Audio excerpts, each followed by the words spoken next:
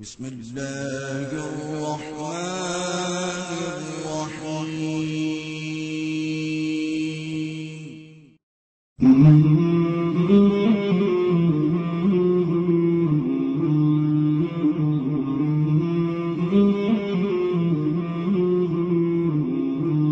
مولاي صل وسلم دائما أبدا على حبيبك خير الخلق كلهم. مولاي صل وسلم دائما أبدا على حبيبك خير الخلق كلهم. محمد سيد الكونين محمد سيد الكونين والثقلين والفريقين من عرب ومن عجم. مولاي صل وسلم دائما أبدا على حبيبك خير الخلق كلهم. مولاي صل وسلم دائما. قائد اعظم نے اپنے انتقال سے شاید 2 دن پہلے ایک بات کہی ہے، اور وہ ڈاکٹر ریاض علی شاہ صاحب جو ہمارے جس زمانے میں میں میڈیکل کالج میں پڑھتا تھا تو اب ہمارے پرنسپل تھے کرنل لائی بخش، اور ٹی بی کے پروفیسر تھے ریاض علی شاہ. یہ دونوں حضرات وہاں تھے قائد اعظم کے علاج کے لیے زیارت میں. ریاض علی شاہ نے اپنی ڈائری میں لکھا ہے کہ قائد اعظم اتنے نحیف ہو چکے تھے کہ اگر 2 لفظ بھی بولتے تھے 2 سانپ پھول جاتا تھا. اور نے کہا تھا آپ گفتگو نہ کریں، خاموش رہیں. لیکن ہم نے ایک روز ایک دوا دی، اس کے ہم اثرات واچ کرنے کے لیے دیکھنا چاہ رہے تھے، ہم پاس بیٹھے ہوئے تھے. اب ہم نے دیکھا قائد اعظم کی زبان پر کوئی بات آتی ہے پھر وہ چپ ہو جاتے، بولتے نہیں ہیں. اور ہم نے کہا اگر اس کشمکش میں یہ رہے اندرونی طور پر تو اور زیادہ نقصان دہ ہو جائے گی. تو ہم نے کہا آپ جو کہنا چاہیں فرمائیں. اور یہ الفاظ میں چاہتا ہوں اللہ کرے کہ ہر پاکستانی جو ہے اس کے دل پر لکھے جائیں یہ الفاظ قائد اعظم کے. آپ کو اندازہ نہیں ہو سکتا مجھے کتنا اطمینان ہے کہ پاکستان قائم ہو گیا. تاریخی الفاظ تھا. اور یہ کام میں تنہا نہیں کر سکتا تھا جب تک کہ رسول خدا کا روحانی فیض شامل نہ ہوتا صلی اللہ علیہ وسلم. اب جب کہ پاکستان بن گیا ہے، اب یہاں کے لوگوں کا کام ہے کہ یہاں خلافت راشدہ کا نظام قائم کرے. یہ لفظ ہے خلافت راشدہ. اپنی ڈیتھ سے 2 دن پہلے انہوں نے یہ کہا. اور تاکہ پھر اللہ تعالیٰ امت مسلمہ سے اپنا وعدہ پورا کرے. میں حیران ہوا، قائد اعظم کے سامنے یہ بات بھی موجود تھی کہ امت سے اللہ کا وعدہ ہے کہ پوری دنیا میں یہ نظام خلافت اللہ بن حاج نبوہ قائم ہوگا. تو قائد اعظم اس اعتبار سے مخلص تھے، اسلام ہی چاہتے تھے، لیکن انہوں نے وقتی طور پر یہ سمجھا کہ فوراً ڈنڈورا نہ پیٹا جائے بلکہ اسے ایک جمہوری اصول کے تحت آنا. بتا دوں تاکہ سننے والوں کی بات سامنے آ جائے، ورنہ لوگ مذاق اڑائیں گے کہ کہاں سے یہ قول لے آئے ہیں. یہ ڈائری کا جو صفحہ ہے ڈاکٹر ریاض علی شاہ کی 11 ستمبر 1988 کو روزنامہ جنگ میں شائع ہوا، یعنی 40ویں جو برسی کہہ لیجئے یوم وفات پر اس میں شائع ہوا.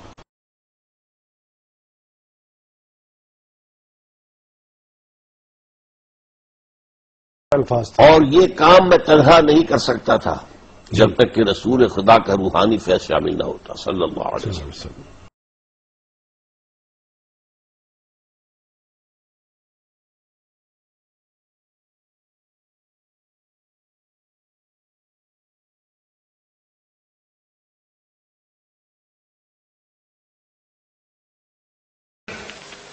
اس پاکستان کو عام ملک نہیں سمجھنا. آنے والے دور میں جو کچھ ہونے والا ہے اس تقدیر کو اللہ تعالیٰ نے اس خطے زمین سے ظاہر کرنا ہے.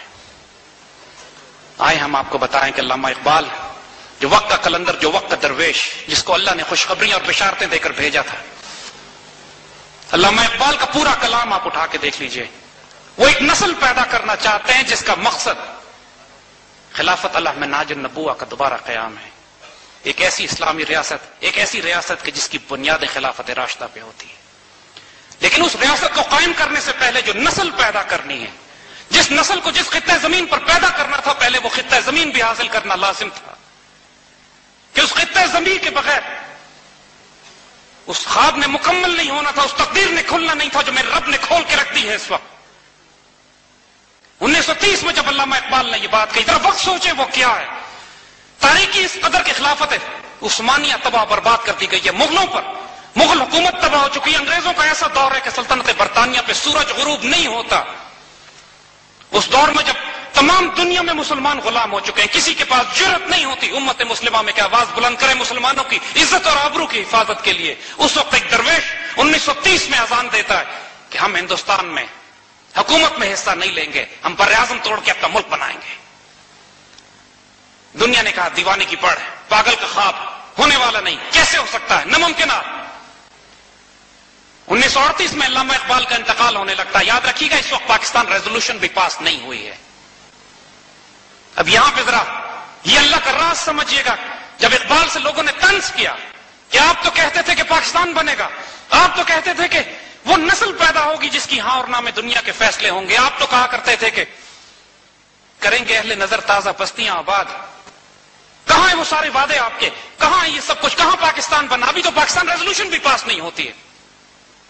اور 1938 میں اپنے انتقال سے پہلے اقبال وہ درویش جس کو جو رب کے رازوں سے آگاہ تھا, جس پر جب لوگوں نے اعتراض کیا, جس پہ لوگوں نے سوال بھی کیا کہ یہ سب کچھ جو آپ بولتے ہیں کس طرح بولتے ہیں, کون سکھاتا ہے, کون بتاتا ہے آپ کو, اتنی شاعری جو آپ نے کی ہے, جو کائنات میں اللہ کے راز کھول ڈالے ہیں آپ نے, آنے والے دور کی تصویر دکھا دی ہے آپ نے, یا کہاں سے سیکھتے ہیں, کون آپ کو سکھاتا ہے؟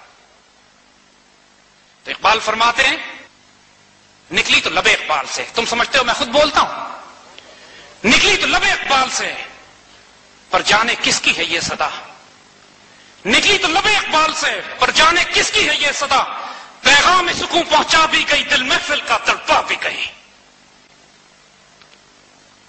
اقبال سے پوچھا گیا کہ تم ہو کون, تمہاری کیا ڈیوٹی ہے؟ فرماتے ہیں اقبال بھی اقبال سے آگاہ نہیں ہے, کچھ اس میں تمسخر نہیں, واللہ نہیں ہے.